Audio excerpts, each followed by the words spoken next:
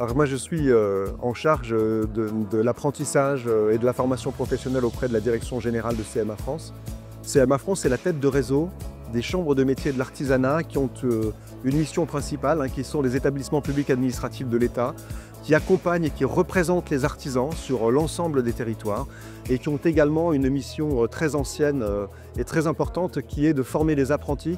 Le réseau CMA Formation, c'est 112 000 apprentis en formation chaque année. Tout à fait, cet enjeu sur la mobilité européenne des apprentis, on le porte depuis très longtemps, on l'a porté très longtemps au niveau institutionnel et on le porte aussi au niveau opérationnel avec de très nombreux apprentis qui sont accompagnés pour faire une mobilité internationale. Et puis surtout, n'oublions pas notre capacité à accueillir des apprentis dans nos métiers sur finalement des apprentis du monde entier. Alors l'apprentissage, quand on parle de l'artisanat, c'est l'ADN de l'artisanat. L'apprentissage, c'est le moyen, c'est la voie pour entrer dans les métiers de l'artisanat. Donc tant mieux, aujourd'hui l'apprentissage est tout en haut de l'agenda politique, c'est très bien. Mais pour les artisans, ça a toujours été la voie royale d'excellence et de formation au métier.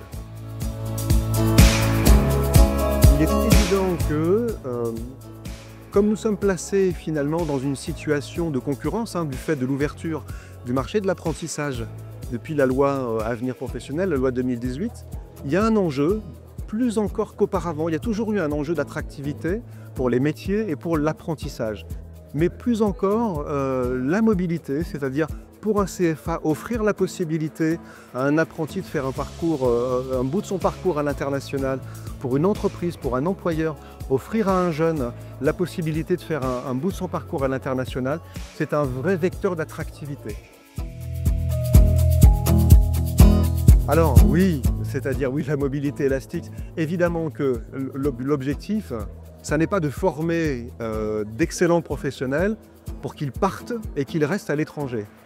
Après, chacun son itinéraire et on voit très bien que ça vaut toujours la peine d'investir parce que lorsque les jeunes partent, on voit très bien qu'au bout d'un certain nombre d'années, ils reviennent et en général, ils reviennent, notamment dans l'artisanat, pour créer, pour faire fructifier de très belles entreprises.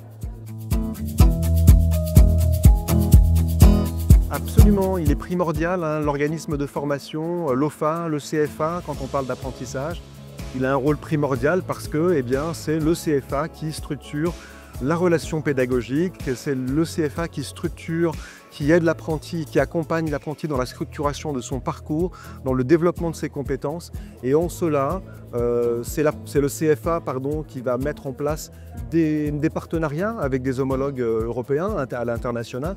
Donc le CFA, l'organisme de formation, a un rôle crucial.